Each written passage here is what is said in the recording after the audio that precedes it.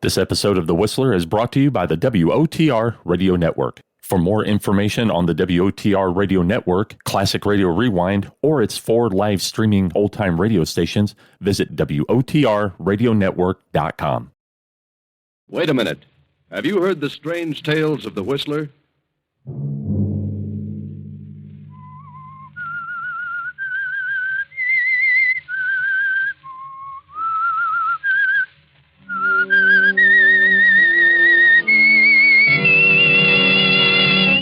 I'm the Whistler. No,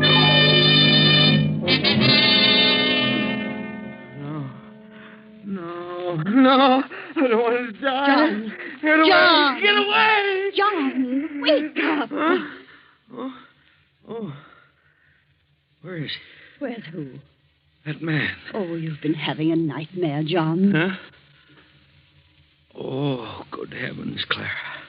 It was awful. I dreamed there was a man in this room, and he stood right over me. And he said I was going to die. I was going to be murdered within 48 hours. Sunday night, and again CBS presents The Whistler.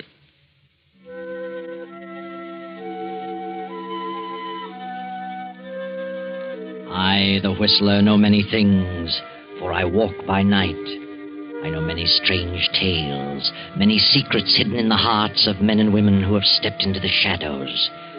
I know the nameless terrors of which they dare not speak. And so I tell you tonight the strange story, Death Comes at Midnight. John Prentice is a manufacturer, a very busy man who needs his rest. But John had a frightful dream. The dream was not brought on by a guilty conscience, but John's life has been above reproach. He loves his wife, Clara, and their grown daughter, Eva. He has done no wrong to any man. Why, then, this awful dream with its prophecy of death? Now, the following evening, the Prentices are planning to attend a lecture, and Dwight Cooper, Eva's fiancé, is going with them. The wife and daughter are in the living room awaiting his arrival. Oh, there's Dwight now, Mother. I'll go to the door. Oh, wait a minute, Eva. You'd better make sure who it is before you open the door. Oh, Mother, you still worrying about that dream Daddy had last night? Well, I can't help being nervous about it. Well, of course it's Dwight. We're expecting him, aren't we? I'm going to let him in. Well, enter, my lord. Hello, darling. How come you're answering the door yourself? Maid's night out? We haven't got a maid. She went to work in a war plant. Well, good for her. We're going to do without a maid for the duration. That's the spirit.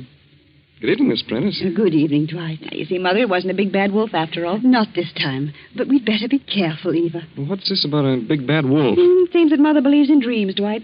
And last night Dad had one that was really a honey. Oh, I don't believe in dreams. Oh, Daddy! Yeah? Dwight's here, so hurry up. I'll be there in just a minute. Talk about a woman taking her time dressing. Well, what about this dream? You tell him, Mother. Well, I don't believe that all dreams have a meaning. But this one John had was a prophecy, and I'm concerned about it. Yes? He kept hearing a man's voice telling him over and over that he was going to be murdered within 48 hours. Murdered? Can you imagine such a thing? Oh, well, I wouldn't be alarmed, Mrs. Prentice. According to psychologists, a dream has no possible relation to the future. They say a dream comes from experiences of the past that have been registered in the subconscious mind. Well, if John's been murdered in the past, I haven't heard about it. Oh, now, wait. I didn't mean it quite as literally as all that. Well, Mother's been counting the hours, Dwight. Let's see, the dream came at midnight last night. That means Dad's hour of doom is midnight tomorrow, if he isn't murdered sooner. Well, maybe we'd better not risk taking him to the lecture. Oh, I wish you two wouldn't joke about it. I don't think it's any joking matter. Oh, I'll get it. Hello? Hello? Mr. Prentice there? Well, he's busy right now. Could I take a message? Yeah. Tell him he better come to the phone, whether he's busy or not, if he wants to save his life. What? This is a matter of life and death. Oh, well, hold the line a minute. Of all the amazing things, there's a man on the phone who sounds like a gangster. He wants to talk to Daddy about saving Daddy's life. His life? Maybe I'd better talk to him. Oh, no. No, get John on the phone. Call him, Eva. Oh, Daddy? You're wanted on the phone. It's important. All right, I'm coming. Oh, don't tell me that dream didn't mean anything. Now, Mother, don't get excited. Well, just what did this fellow say? Well, he... Oh, here's Daddy. Yeah, hello, Dwight. Good evening, Miss Prentice. Daddy, wait. I don't know who that man is, but he's terribly hard-boiled, and he said I'd better get you to the phone if you want to save your life. What's this? Oh, John, I'll see what it's all about. Hello? Mr. Prentice, Yes? you don't know me, but you better pay attention to what I'm telling you, see?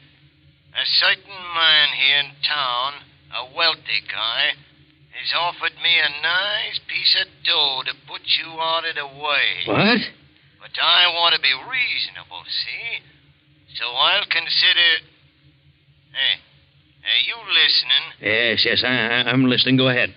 Well, if you want to hike the ante a little bit, say to $3,000, I'll call off my deal with this guy.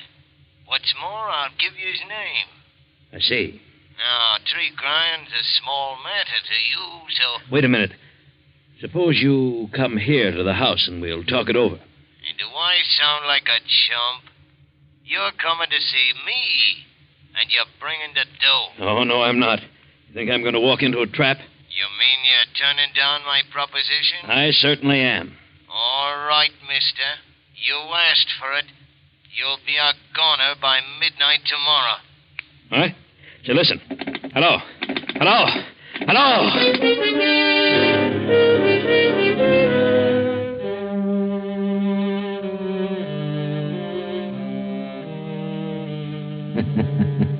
Midnight tomorrow. Now, not only in a dream, but in actual fact, John has been told that he will not live beyond that hour. John phones the police, and a few minutes later, Captain Arnold arrives at the house. Mr. Prentice, can you think of anyone who'd like to have you put out of the way for any reason at all? No. No, Captain, I really can't. Now, you've been in business a good many years. How about your business rivals? Well, of course, I've made a certain amount of enemies, of course, but I don't think any of them would go so far as to hire somebody to kill me. You never can tell. Suppose you name some of your enemies. Oh, no, I'm afraid, Captain, I couldn't do that. Well, see here, why not? Well, frankly, because I might be causing an innocent person a lot of embarrassment. Oh, well, what of it? We've got to get to the bottom of this some way. Have you had a quarrel with anyone recently? No, I haven't. Think carefully now. Well, yes, come to think of it, I did have a rather heated argument with a man the other day in my office. Oh, but I'm sure... Well, then, who was he? I'd rather not say. Was he a wealthy man? Yes. And tell me his name. Oh, no, Captain, I'd rather not. If you'd go to his house and question him, I don't want... How can the police help you if you won't help yourself? Well, this is none of my business, Mr. Prentice, but if I were you... No, Dwight, there's no use arguing. Got my own ideas on the subject. Well, that's that, I guess. We'll have to conduct our investigation without your help, Mr. Prentice. Oh, by the way, Captain, I'd feel a lot safer if you'd send an officer out to watch the house tonight. Well, I brought a man with me. He's out in the car. I'll leave him here. Oh, that'll be fine. I'll leave the car, too, in case he needs it. Well, we'll do what we can, Mr. Prentice. Let us know the developments. Oh, of course. I want to thank you, Captain. Good night. Good night. Good night, Captain.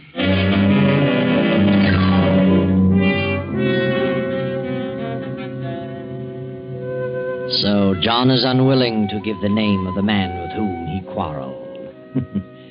Is it really because he's concerned about the possible embarrassment of an innocent person?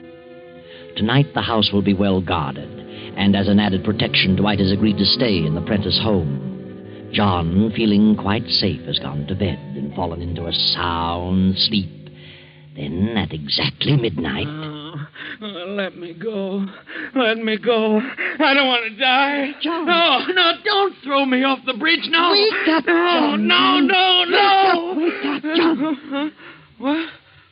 Oh, John, you're in your room. Nothing's happening to you. Oh. You've been shouting your head off. Mother, what is it? Your father's had another nightmare. I thought that was it. Yes, Evelyn. It was terrible. What kind of a dream was it? Like the other one? Oh, it was worse. Now I know how I'm going to die and when. Oh, you're not going to die. I'm afraid of. What did you dream, John? He took me in a car to the old river bridge on Tower Street. Who took you? I don't know. I never saw him before. He tied my hands behind me with a rope, and when we got to the bridge, he dragged me out of the car and threw me into the river. Oh, my heavens. Now, Mother. Just as we came to the bridge, I saw an illuminated clock. The hands were pointing to 12. That's when I'm going to die. Oh, Daddy. What time is it now? Well, it's after 12. Oh. Then it's tomorrow at midnight, just like that man said. Daddy, don't talk like that. This dream doesn't mean anything. What about my other dream? It meant something. No, it didn't. That phone call didn't have a thing to do with your dream. It was just a coincidence. Now, things will look different to you in the morning. Eva. Yes? Would you mind sending Dwight in here? But he's asleep, Daddy. I know, but please send him in. I want to talk to him. Well, all right.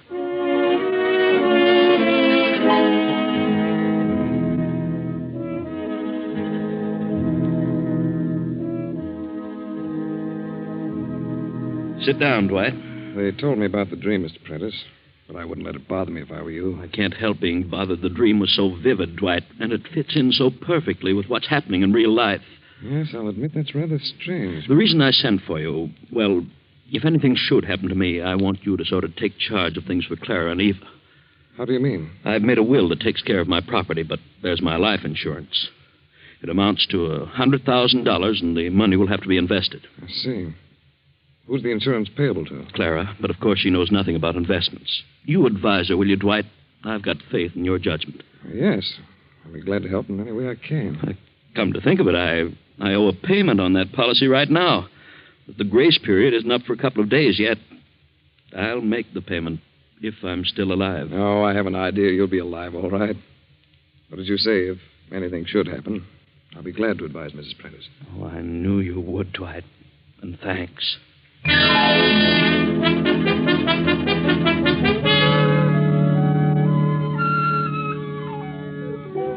Next morning, John announces that he will stay at home all day. Clara, upset by the events of the night before, remains in her room. But John is feeling much better. He views things differently with the coming of a new day. He will not yield to this feeling of inevitable doom. He will fight the situation. Hello? Mr. Prentice? Oh, it's you again. Dwight, get on that extension in the library. Just thought I'd call and ask if you've changed your mind. No, I have not. What's more, I defy you to even lay a hand on me. I'm being protected by the police. Well, ain't that fine? So you won't come across, huh? No, I won't. Look, Prentice, the water in that river is awful cold. What? What did you say? Hello? Dwight, did you hear that? What's the matter, Daddy? I heard every word. Sounded like he meant business. Something wrong? That man, he phoned me again. I don't know what to think. Well, what did he say? He wanted to know if I changed my mind, and when I told him I hadn't, he told me the water in the river would be awfully cold. What? How did he know about my dream? How did he know? Yeah, it's the most uncanny thing I ever heard of. What's the answer to all this? Daddy, he didn't know about your dream. It's just the other way around. Well, what do you mean? I'm afraid Mother's right. Your dreams are foretelling the future, Daddy. They're warning you of what's going to happen.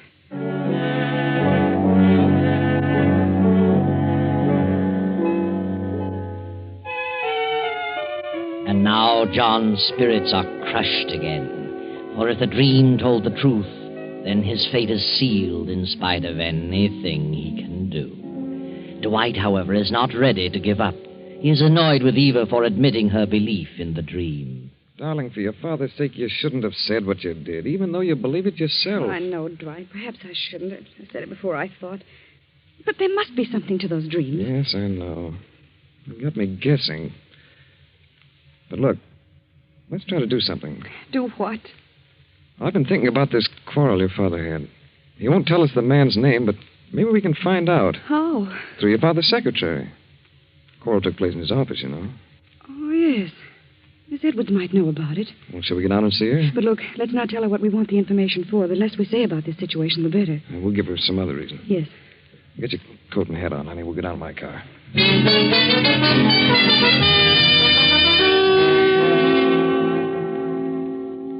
Edwards, this is Mr. Cooper, my fiancé. How do you do? Miss Edwards? We'd like to ask you a few questions if you can spare us a few moments. Why, yes, of course. My father isn't feeling very well today, and that's why he didn't come down. You see, we've learned that he's rather upset about a heated argument he had recently with some wealthy man here at the office. Argument? Daddy won't talk about it. He hasn't even mentioned the man's name, but it's quite necessary that we find out all we can about it. And if you'll tell us who the man was, we'll treat the matter in confidence. But, I don't know of any fuss your father had, Miss Prentice. He's quite an even-tempered man. Yes? Are you sure you don't remember? Very well. There was an argument. I couldn't hear what was being said. They were in your father's private office, but I did hear your father talking quite angrily with Mr. Reeves. Who's he? Milton Reeves. He's been in several big deals with Mr. Prentice. Oh. Couldn't you hear anything that was being said? No, just their loud voices. Mr. Reeves was angry, too, but I really couldn't make out what they said. No? Well, at any rate, we've got something to go on, Eva. Yes. I think we'd better have a talk with Mr. Reeves. Thank you, Miss Edwards. You won't tell Mr. Prentice that I said anything, will you? Or Mr. Reeves either? Oh, no. You can depend on that.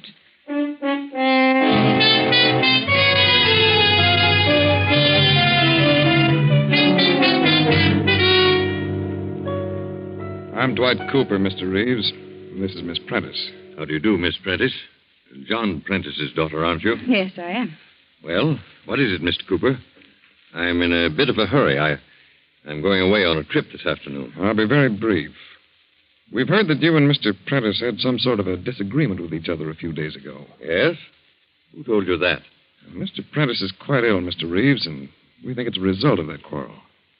If we could find out something about it, we might be able to straighten him out. Well, John knows all about it. He won't talk about it, Mr. Reeves. He won't, eh?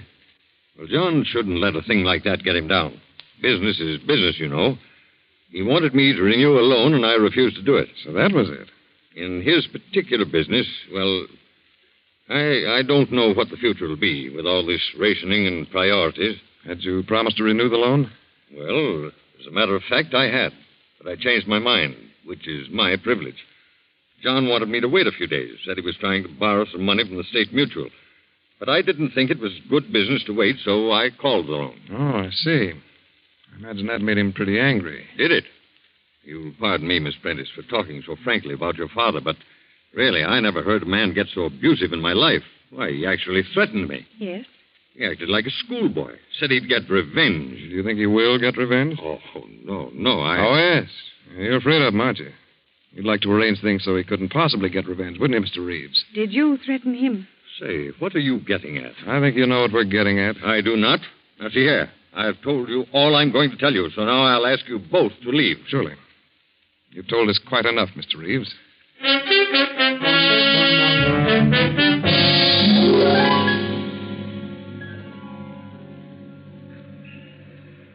Dwight, hadn't we better go to the police station and tell Captain Arnold? No, darling, not yet. But I'm sure Reeves is the one who's hired that thug to kill your father. So am I. He said he was going on a trip. He wants to be out of the way when it happens, so he won't be suspected. Of course. Then why shouldn't we have him arrested? I'd like to get more evidence first. I want to find out more about that loan. Who do you think could tell me? Well, Mr. McAdams ought to be able to tell you. He's the treasurer of Daddy's firm. All right, I'll go see him. Look, honey, suppose you take a taxi and go on home. See how things are getting along. Oh, Dwight, Please, honey, I may have to do some running around. Look, don't tell your father about this. Oh, no. All right, Dwight. But don't be gone too long. I won't tell him.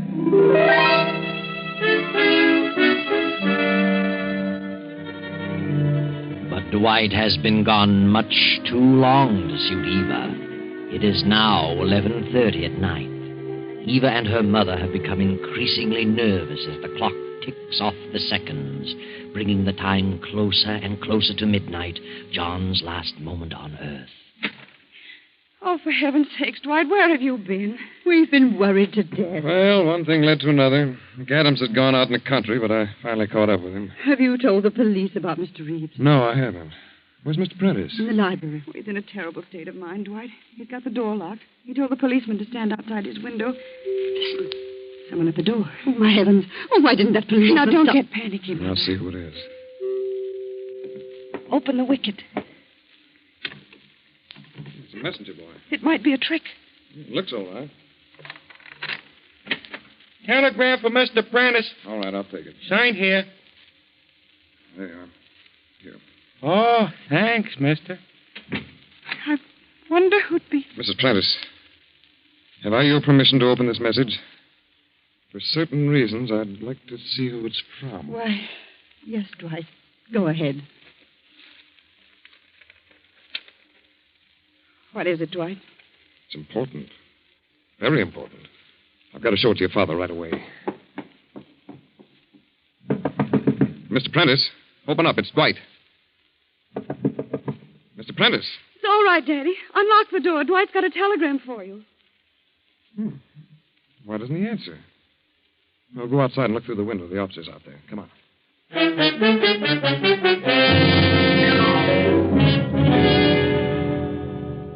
Where is that officer, Eva? I don't see him. I don't know, Dwight. Daddy told him to stay right here by the window. Eva, look. The window's wide open. What? What's that? Oh, my heavens. There's a policeman on the ground. Something's happened to him. He's hurt. Officer! Officer! He's coming around. What happened? I seen a car drive up in the alley. Oh. A light-colored sedan. And just as I started to investigate, somebody slugs me in the back of the head. That's all I remember. And they've got him. They've got Daddy. Darling, I'm going after that sedan. How do you know where it went? I'll find it. I'll drive to the Tower Street Bridge. I'm going with you. No, you stay here, Eva.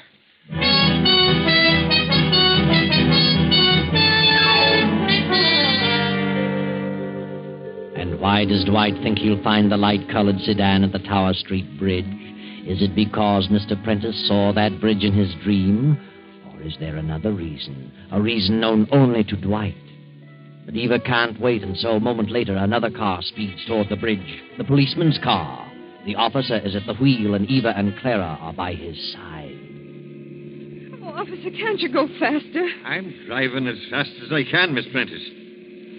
Say, I'd better put in a radio call to headquarters and have them send a squad car to the other side of that bridge. No telling what we'll run into there.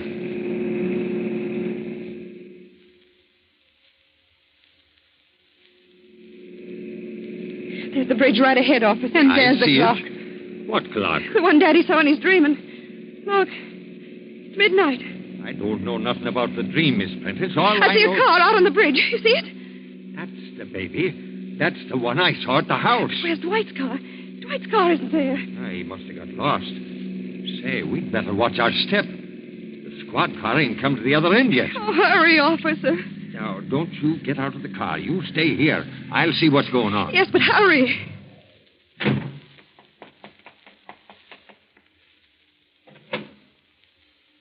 All right, Miss Prentice. You and your mother can come here. Is Daddy there? There ain't a soul here. The car's deserted. There were two ladies. He's already done it. Who's done what? Oh, can't you remember anything I told you about Daddy's dream? I'm talking about that man. He's thrown Daddy in the water. Oh. Is there something we can do? Oh, it couldn't have happened very long ago. If your father's been thrown in the river, Miss Prentice, he's a goner, but now nobody could swim in that current. Oh, poor Daddy. What I can't figure out is why the guy left the car here. Oh, poor John. Hey, look.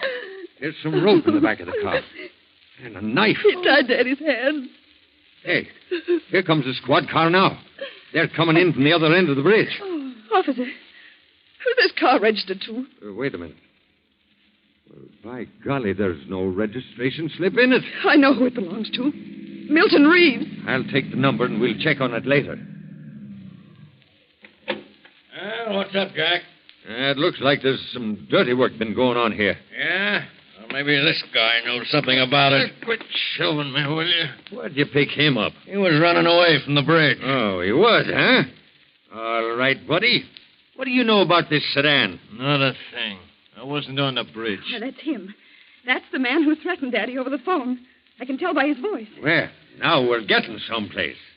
All right, you. Give. Where's Mr. Prentice? I don't know what you're talking about. You threw him into the river, didn't you? No. You're a liar. Come on, talk. I don't know nothing. We'll get you to talk at headquarters.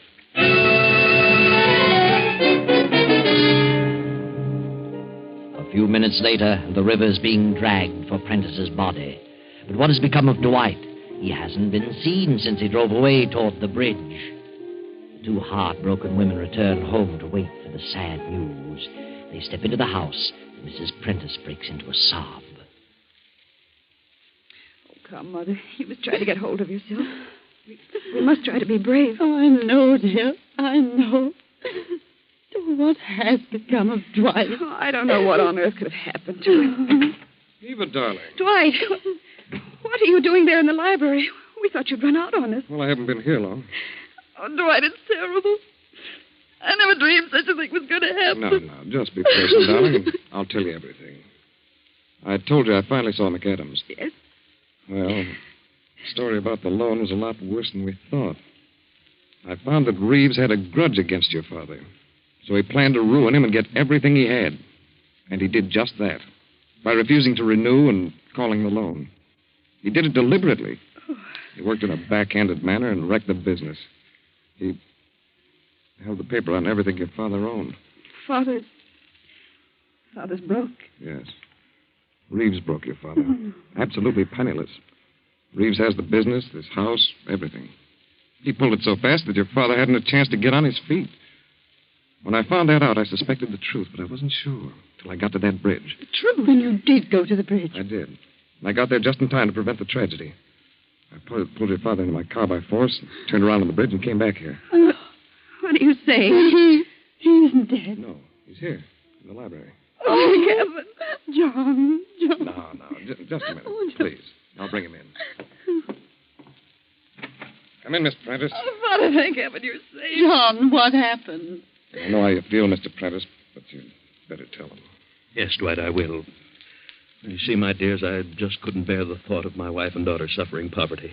The only thing I had left was that insurance policy, and it would have lapsed in another day. I had to think fast. John, you don't If mean... I'd commit suicide while the policy was in effect, you'd get $100,000. But I wanted to spare you the disgrace of a suicide, so I decided to kill myself and make it appear as though I'd been murdered.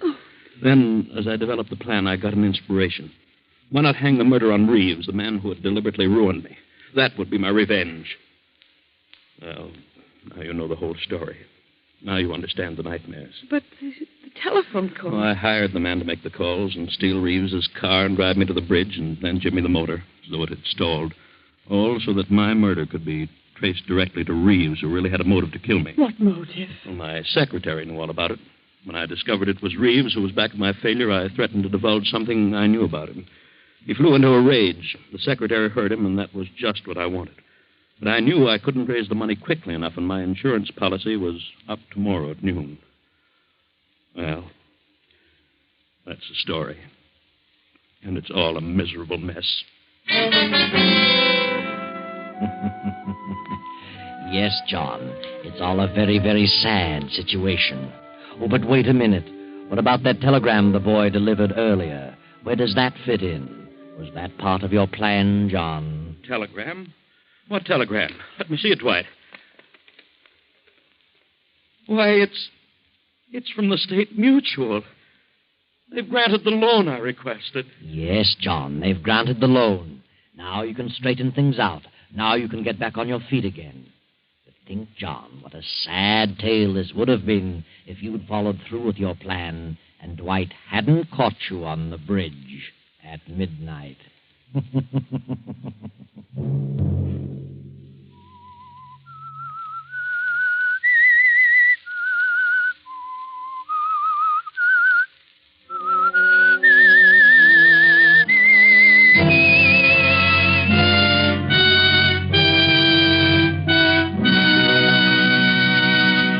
CBS has presented The Whistler.